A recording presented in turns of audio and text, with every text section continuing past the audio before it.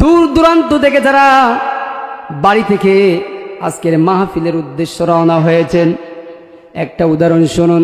আপনি যখন বাড়ি থেকে বের হয়েছেন, হুন্ডার পিঠের চেপে বসে আছেন, আপনার সহধর্মী আপনার পিছনে আপনাকে চেপে জড়িয়ে ধরে বসে আছে, আপনার চোখে কালো সানগ্লাস রয়েছে, কিন্তু আপনার মনটা চলে গেছে ওই কলেজ ইউনিভার্সিটির যে প্রেমিকা ছিল তার দিকে।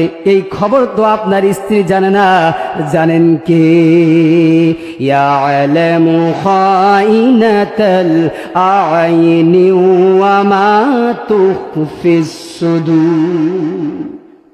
আল্লাহ রাব্বুল আলামিন বলেন, আমি সব কিছু জানি।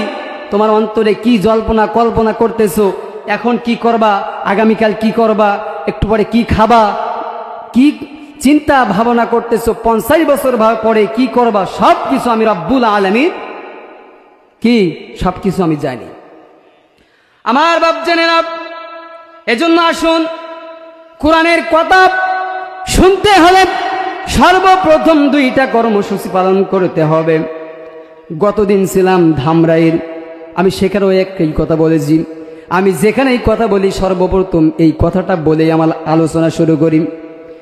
2টা কর্মসূচি হচ্ছে, রব্বুল আলামিন বলছেন, ওয়াইযা কুরিয়াল কুরআনু ফাসতামিউ লাহু ওয়া আনসিতু লাআল্লাকুম তুরহামুন। আল্লাহু আকবার। একটি আয়াতে কারিমা তেলাওয়াত হবে যখন, সকলেই কণ্ঠে কণ্ঠ মিলিয়ে আল্লাহু আকবার ধ্বনি দিবেন, তখন এই কর্মসূচি চলবে ততক্ষণ। আজ এই মাহফিল শেষ হবে না যতক্ষণ। রাজি আছেন যারা যারা আমার আল্লাহকে 2টি হাত তুলে দেখিয়ে দেন, তারা লিল্লাহি তাকবীর, লিল্লাহি তাকবীর।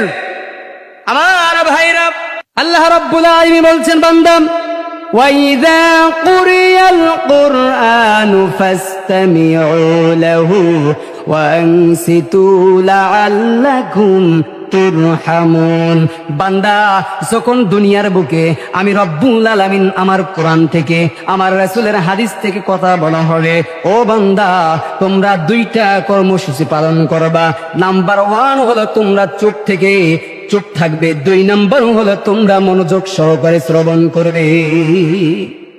এখন যদি কোরআনের ময়দানে এসে এখানে আল্লাহ পাক বলছেন যদি তোমরা চুপ থাকো আর যদি তোমরা মনোযোগ সহকারে